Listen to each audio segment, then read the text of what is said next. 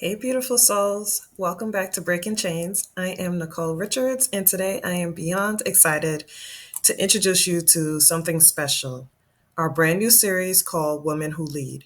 This series is all about women who are redefining leadership by leading from their truth, their values, and their wholeness.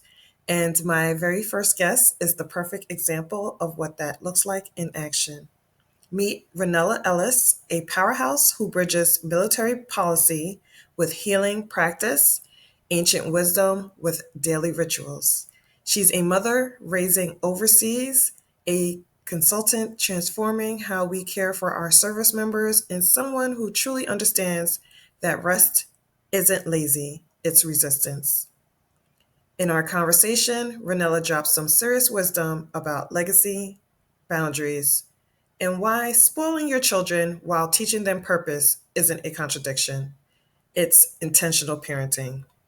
So grab your favorite drink, get comfortable. Let's dive into this powerful conversation. Okay, so I went to the local Japanese grocery store. I got seat cleaners. I got some some fragrance. I got foaming hand soap because that's just way better. Like that dial stuff that they put is so industrial. It's cutting up my skin, Mhm. my manicure and everything else. So I was like, no, we need to like glide, the soap on. So I did all of that and put it in the bathroom and I I was walked gonna out. say, as a former person who used to go into those spaces, I appreciate you because I'm like, who, Oh, you know what, they do too much, but I thank you, and I'll be using up all yeah. the soaps and Yeah, yeah, yeah. using all the Absolutely. sprays.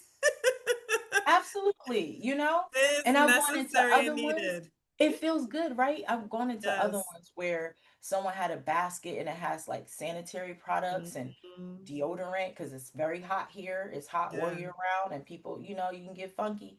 And so I was like, ooh, so I want to level it up because I went to another one. They really did more, way more than I did, but I left out of there feeling like no one has to ever know I did that. Hmm. I know that I left that place better than I Hmm. found it. That's my legacy. I don't have to wait until I die and pass on all this generational wealth I'm accumulating for my children to Yes. have a legacy, And so that's how I have, transformed some of the challenges that I've had into something that we could really start using as a tool, as a system, as a framework that will allow us to start breaking down some of these ideas in a practical way so that we can use them and they don't just stay in some philosophical um, realm. Like well, how do you do that? What does that look like when you say legacy, like Yeah, I think for me, like I used to hear the word and like I don't care about my son having generational wealth. It was the thoughts I used to have because I wasn't taught it to be ingrained in it to understand it, right?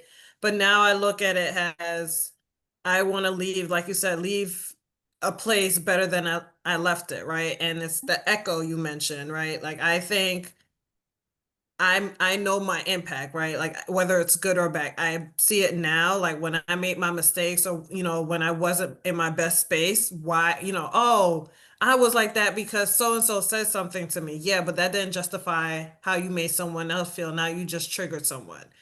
And it wasn't until I absolutely. took my pause to see what was going on in my life to say, oh, yeah, that wasn't right what that person did, but now I know what I did wasn't right either, right? Now I know I would like, especially when it comes to kids. I think that's where I'm most focused on it, that I know how much intentionality I put behind how I have a conversation with a child because is going to sit with them for the rest of their lives, whether or not I don't want it Yes. to, right? Because I think about Yes. my own self, like, oh, I remember when that lady said this or when this man said that, and don't remember what he said, or what she said, but I remember the feeling. I remember why I had Yes. that feeling and why this all occurred, and all the thoughts keep happening, but it's always going to be that feeling that comes back to a moment. So if I can be a moment of positivity towards a child, especially, I'm going to go out of my way to do that. I'm not saying I'm going to spoil a child now. I'm just saying I know my impact. And that's what legacy is. It's impact, right? What impact are It you is. giving, big or small? Hmm. It is. So, And so and why can't our children be a little bit spoiled? You know, you can be spoiled mm, and understand purpose and be humble too. You know, like I think I probably grew up a little spoiled. I mean, I don't I don't remember at Christmas we didn't get what we wanted, you know? Like I remember coming home for my 18th birthday. We just got custody or yeah, I guess we just fully adopted my two youngest brothers, right? And so this was their first Christmas with us. And my biological brother, who's 7 years younger than me, so he had to be like 11 at the time. I'm 18. I'm coming home from school. And he was like, "Yeah, Nella, this your last Christmas." And I was like, "What? What? Why didn't somebody tell me my last Christmas? Like I would have asked for more stuff." Like when did I'm listening to 11-year-olds. So look, I done got into Spelman College, right? Like I'm supposed to be so fucking smart, excuse me. But I'm listening to an 11-year-old tell me it's my last Christmas. I'm freaking out. Like I'm having a cold hard, panic attack, right? Because I didn't ask for enough stuff. Christmas Day comes, my mother must have, she must have bought everything Pokemon, could make, right? Because that was littered with, so that was for the boys, right? And we already knew we did this whole thing. Santa Claus, got you this stuff. Your family's gifts were under the tree. So we get to unwrapping these gifts, right? Because me and my brother had this ritual, and my mother would be like, "You better not come down those stairs before 7 o'clock." So we would just sit there like this, you know, looking at the clock, like laying, we he laying in my bed with me, and we just sit here like this. So we get down there, we start opening the presents. My parents come down and stuff, and I had asked for a television. I was in a dorm. I wanted to watch TV, so I open the box, it's a television. I'm like, man, that's great. I got the TV. My brother opens his box. This is the year PlayStation comes out. He gets a mm, PlayStation. I'm like, damn, I should have asked for the PlayStation. I know what I'm supposed to do with the television. I don't have a PlayStation. Well, my father gives me a box. It's the same dimensions, all of this stuff. I open it up. It's a PlayStation. I start acting like a whole child. I'm sticking out my tongue. I'm like, that's why I got both, like that type of thing. That's me. So, and I think that being spoiled in that way, going to really great schools, we've never experienced like poverty or anything like that. I'm really thankful that we grew up in that kind of space, having a softer life than, some generations before. Those elders and ancestors worked hard so we wouldn't have to. My grandfather had a third grade education, and made it so that we never knew what being hungry, well, we were already eating our next meal before hunger could set in. So and I think that is empowering because it allows you a different way of looking at the world. You see possibility. He and the rest of those elders, my grandmother, they elevated our family to a space where we didn't have to think about getting it out of the mud. We now can look at, oh, well, how are we dealing with our relationships and communication mm, because we're not in mm, survival mode, you know? So I think part of that generational wealth is not just the money that you pass down, it's the freedom, it's the peace of mind, it's the honoring your gifts and who you are and how you show up. Because if you're too busy trying to put food on the table, you don't have time to think about that. So some of this generational wealth is passing down mental health, and a spiritual alignment as well, not just those monetary gains that we focus so hard on. So I don't think there's anything. I know my kids are spoiled. They really are. They have no idea. I told them I'm gonna drop them off in a hood simulation one day and just so they really understand what it's like. They have no idea what that feels like, and that's okay. That's See, okay. my son knows the difference and he knows he's spoiled, so Mhm. And so I'm like very thankful that he's aware, like how quickly I said any decision you make can go left that quickly. And I said I've been very fortunate that, I've made certain decisions and yet God still comes through with my blessings, right? Like I don't always go the right way, the right path that I think I should be going, and I feel like I could have gotten to my certain destinations a little bit quicker. But Mhm. sometimes I feel like I need to go that way to learn a lesson anyway, because I have to teach it for someone else, right? I can't. I appreciate my spoiledness because it gives me a level of privilege to say, It listen, I is understand where it's coming from. I understand where you're coming from, and I also know why I want to be up here.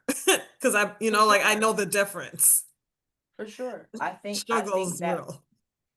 the struggle is real, and I think that when we don't honor that, you know, I had this conversation with one of my cousins because she has chosen to go into the field that both of her grandmothers, we share a grandmother on her paternal side, my maternal side, and her maternal grandmother also was a nurse's aide. My grandmother, our grandmother, shared grandmother was too. And I told her one day, I said, they didn't intend for us to do what they did. They were positioning us to have a softer life, a an easier time. And is that not why we're doing this? If we're out here grinding, hustling, all these, this terminology that we use, is it not for the sake of elevating, our children, our families, so that we can have a different kind of life and focus on different things. So I just don't me I don't think that we were meant to suffer when we weren't Mm, meant to always have to endure. We have these sayings and these songs, and there's some rich history there because they were necessary at the time. But like, my children don't know what suffering looks like. That doesn't mean they haven't had very hard challenges. Like, living overseas as a black family is a challenge in and of itself, but they're not going to be the same challenges my parents and grandparents had. mhm. Absolutely not.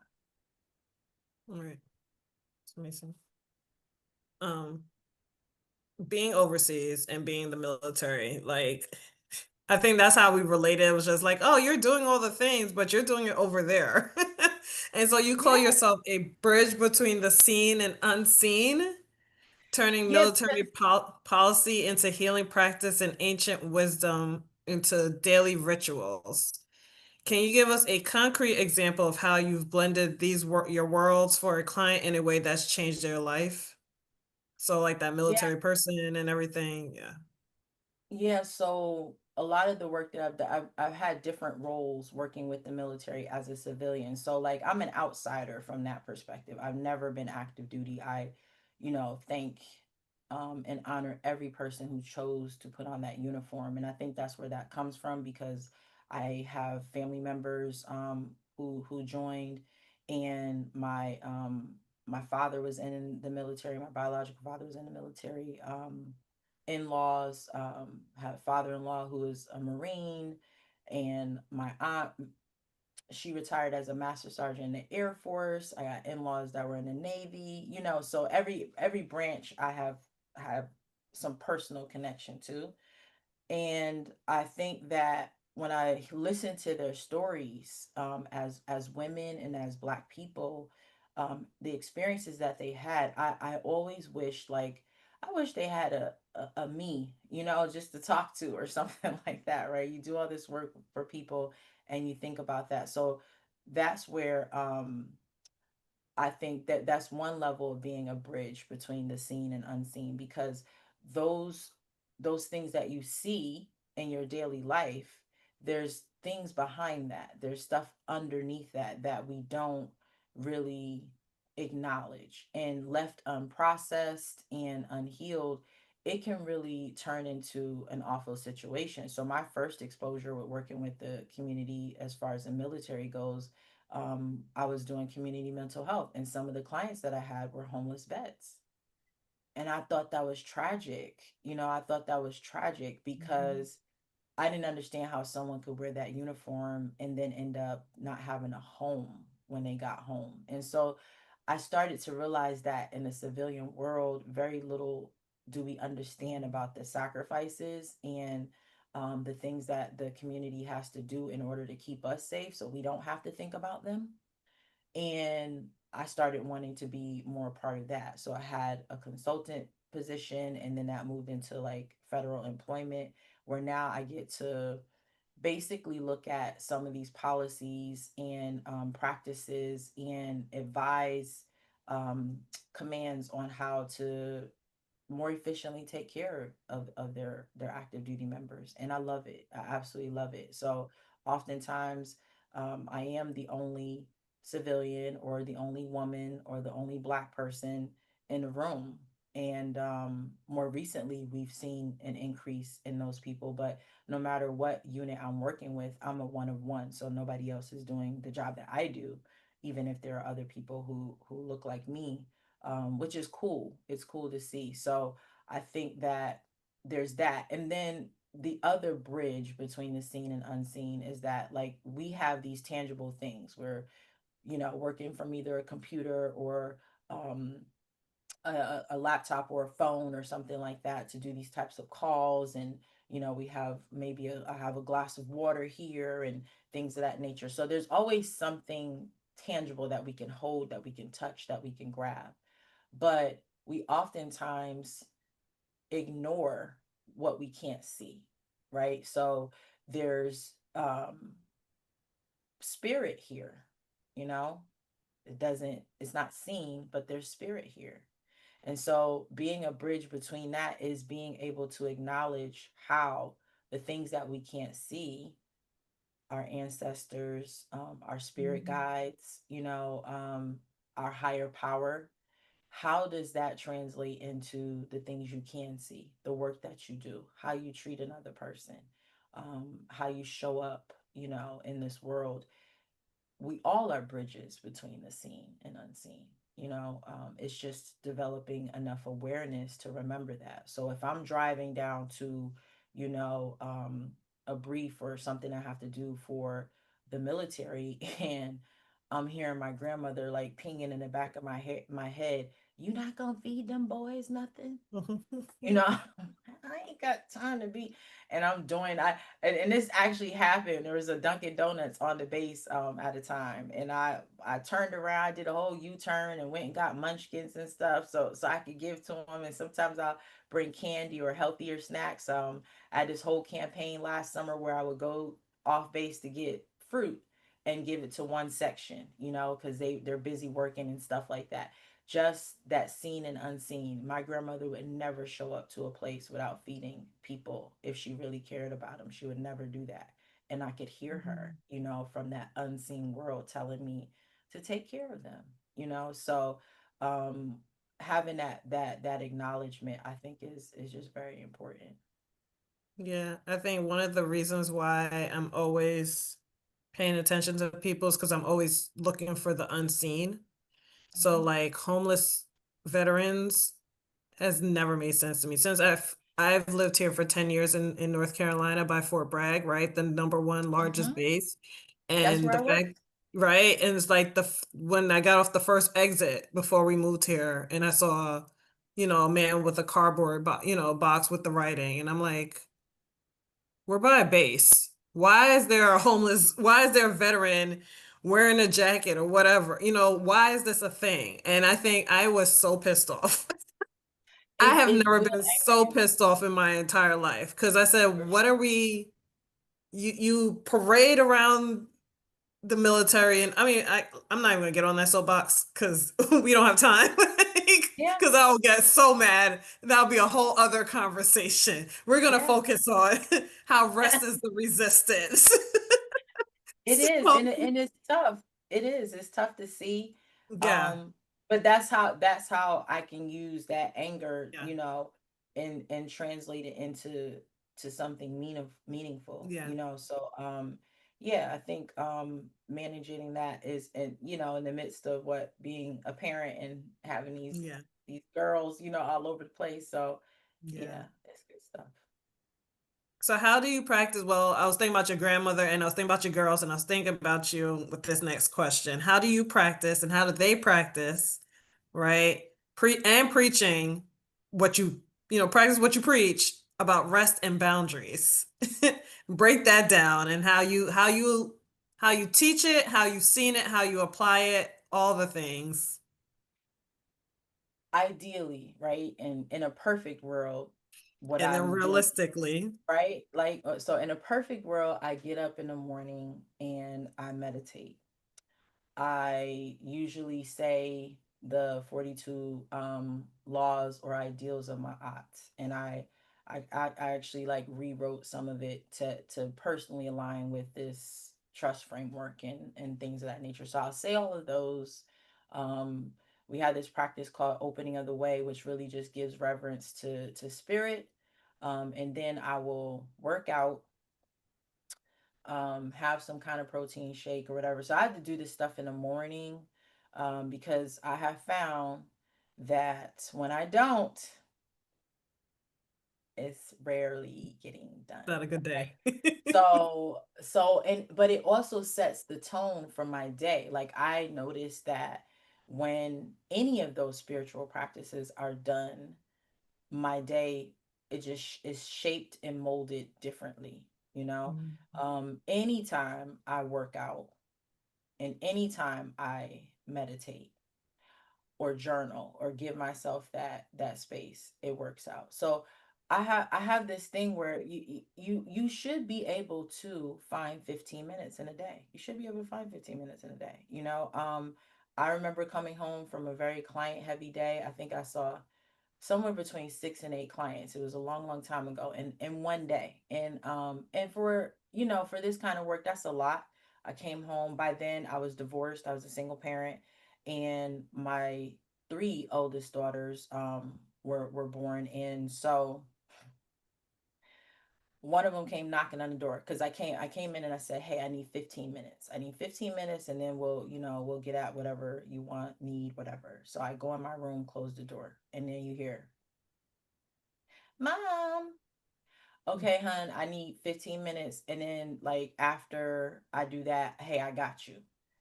2, 3 minutes pass, and it's, "Mom," and then so that went on for a while until finally I opened up the door and I yelled and I was like, "I'm not coming out of this room until I get my 15 minutes. And every time y'all knock on this door, I'm starting that all over again."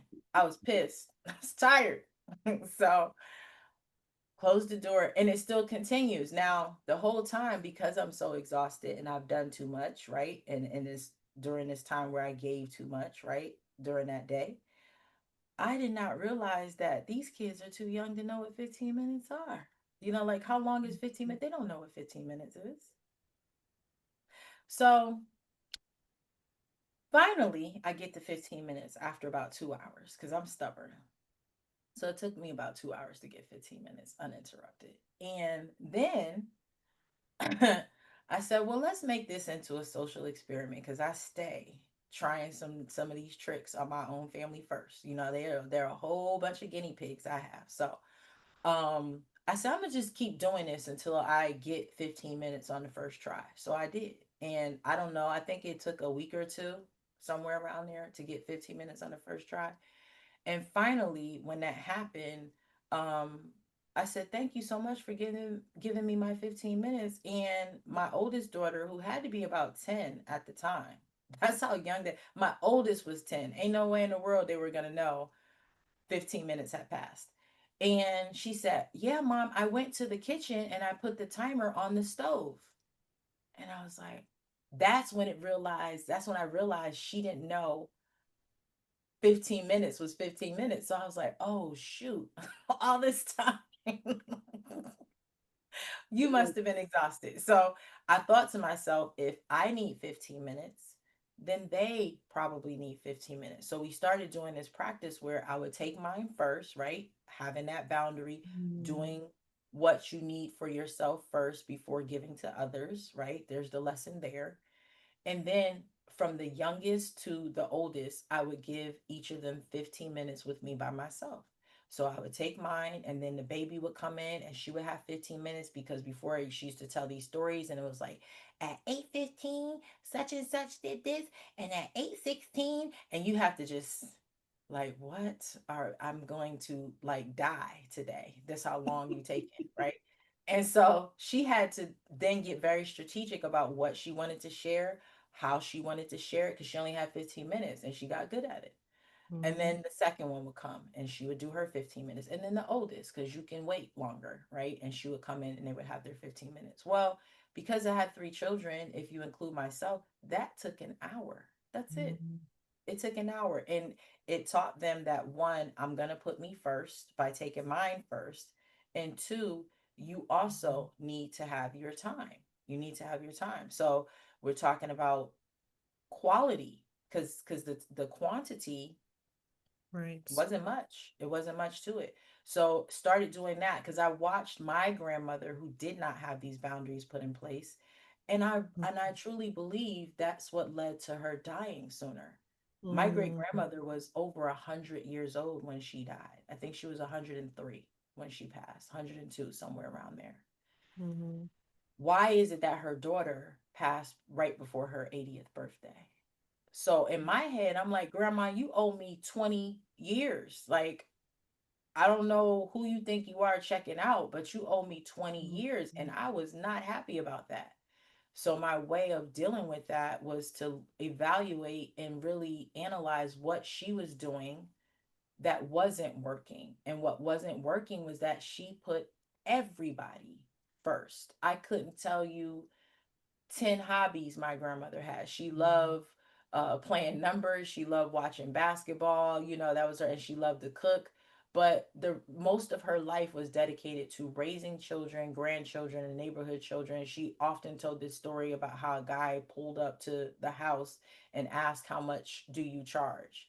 And my grandmother was not one to be playing with. So she said, "How much do you charge for what?" She was nearly 6 feet tall, if not 6 feet tall. She Oh had well. big hands, and she was not look, don't play with B. She's not here for it, right? Mhm. So this guy pulls up talking about, how much do you charge? And she put her hand on her hip and was like, charge for what? And so he was like, the daycare.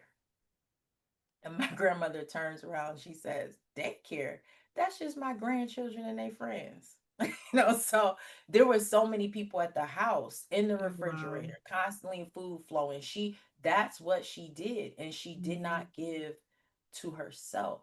So while she was a light for all of us, and as a nurse's aide, passed after retirement, of course, but when she had her funeral, 300 people showed up. Mhm. There were so many people. It was like it was insane how many people were at that funeral. So we had to have a police car escort the processional line to the burial site, because there were that many cars, a coach bus, like there was a lot of people there, because Mhm. that's how much she gave to her community. And while that's remarkable and we all really relied and depended on her, um, we had to then learn how to become sufficient without her. And I didn't want to leave my children feeling like that. And I also didn't want to leave them before it was my time. So I practice these things. How we teach things is often how we do things, because children are not listening. Like, all y'all parents, these kids ain't listening to nothing you say. They are watching you, they're studying you. So think about how we learn to speak, where we develop our accents, um, how we even maneuver, our smiles. You'll hear, oh, you look such just like such, so you sound just like such and such. Well, Mhm. it's because we're mimicking behaviors. That's how we get up and walk, and talk. So think about it from that context. That's how children continue learning. There's a point at which your actions mirror your words. That's when they start asking for guidance. That's when they start asking for help, or telling you things that you want to know and some things you don't want to know. But that at that point where they see that you're living a life that is worth living, then they're going to Mhm. ask you for guidance. But until then, they're pretty much checking you like, she says she operates with integrity, but That's what they're doing. So we don't have to take some extra time to provide these life lessons.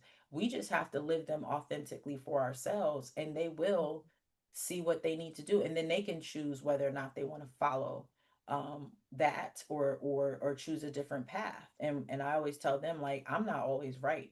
I don't always have it figured out. So if I ever come to you and tell you something that is out of alignment with you, forget what I said. You do what you need to do. I'm not the main show here. Hmm. You are the main character in your world, not me.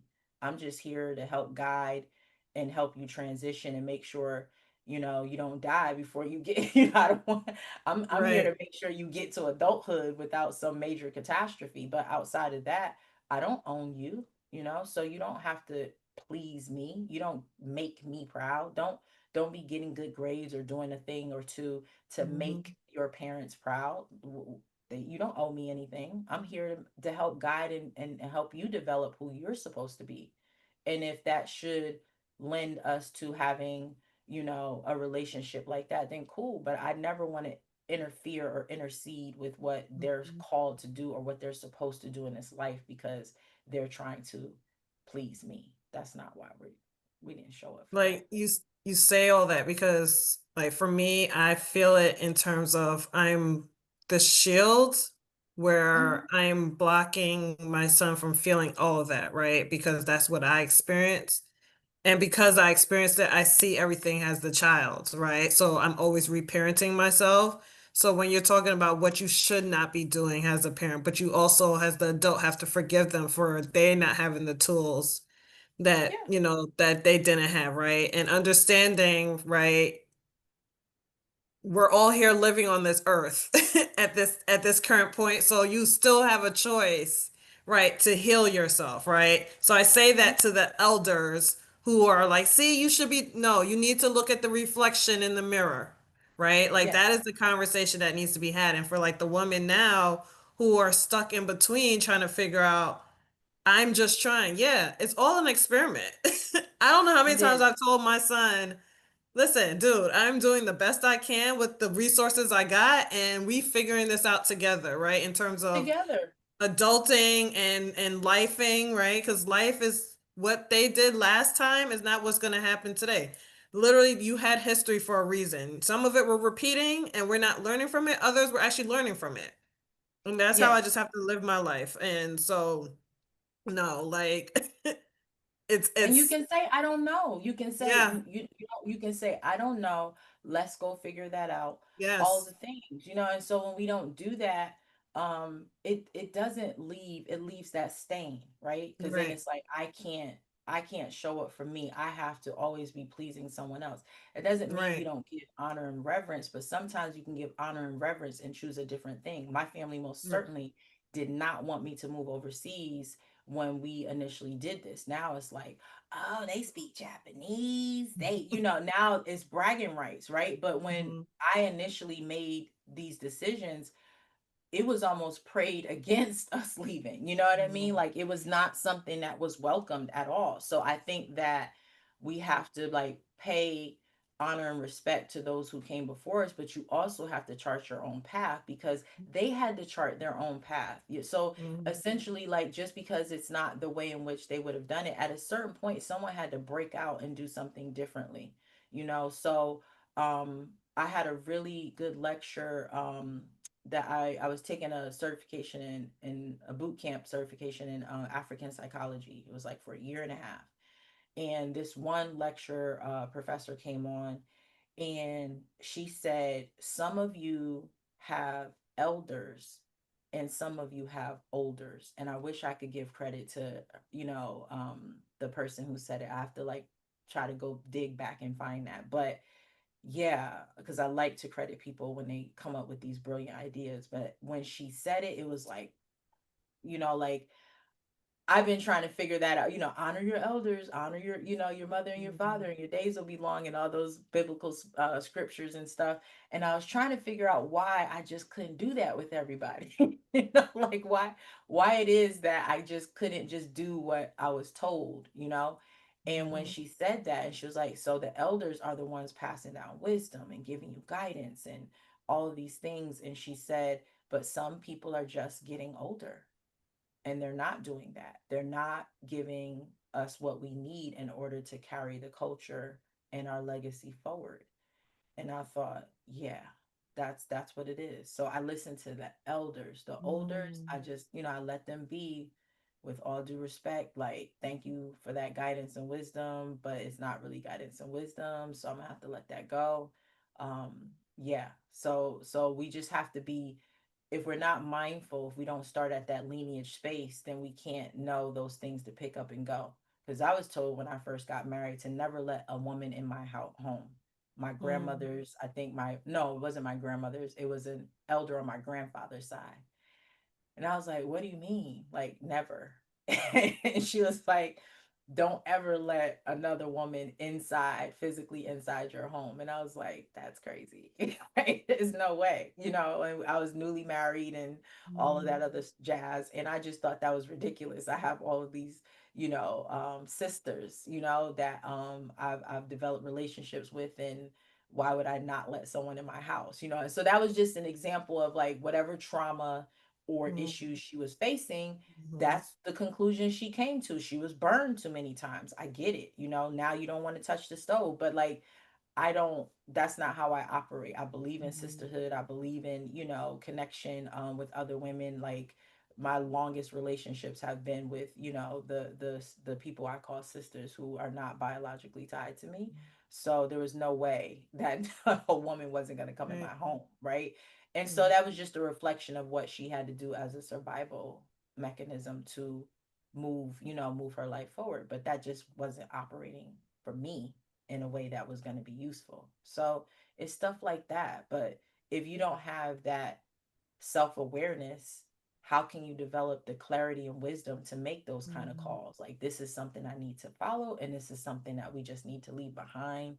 It may have served a purpose at some point, but it's no longer useful. You came with some words and wisdom. We'll talk later, but because I'm like, it's all resonating. Yeah. And I'm Yeah. like, I have so many more questions. But before I let you go, how can our listeners connect with you, learn more about Wasabi Mint, and be part of the legacy you're building? Definitely, you can reach out on my website or an info at Wasabi Mint, but wasabimint.com. Wasabi Mint is really um, another bridge. So Warren, Sandra, Beatrice, that's the Wasabi. And Mint are my children. So Marley, Imani, Naila, and Ty. Um, so I am a bridge in that way too, with the people who have come before and those that are coming after. And so learning more about, how we each serve in that capacity, yeah, welcome to definitely reach out. Info at WASABE mint.com. And the same for the website, WASABE mint.com. So thank you. Ronella Ellis, thank you for reminding us that leadership isn't about shrinking ourselves to fit a mold. It's about expanding into the fullness of who we are.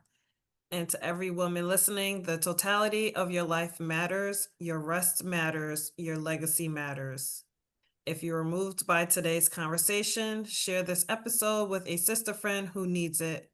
Leave a review so more women can find us, and tag me on Instagram at Nicole Richards 718 with the hashtag Breaking Chains Podcast. Until next time, keep breaking chains, keep leading with truth, and keep building the life you were born to live. Ronella Ellis, everybody. I hope you felt that wisdom as deeply as I did. Here's what I want you to take from today. Legacy isn't about what you leave behind when you're gone. It's about how you show up today. It's about those 15 minutes you take for yourself first.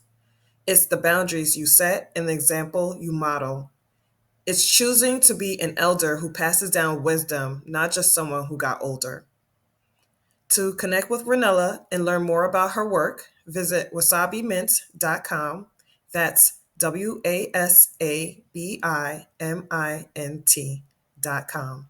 And yes, that name represents the beautiful bridge between her ancestors Warren, Sandra, Beatrice, and her daughters Marley, Imani, Nyla, and Ty. If this conversation moved you, share it with someone who needs to hear it. Leave us a review and tag me on Instagram at Nicole Richards 718 with hashtag Breaking Chains Podcast. This is just the beginning of our Women Who Lead series, and I cannot wait for you to meet the other incredible women we have coming. Until next time, keep breaking chains and keep building the legacy you want to live.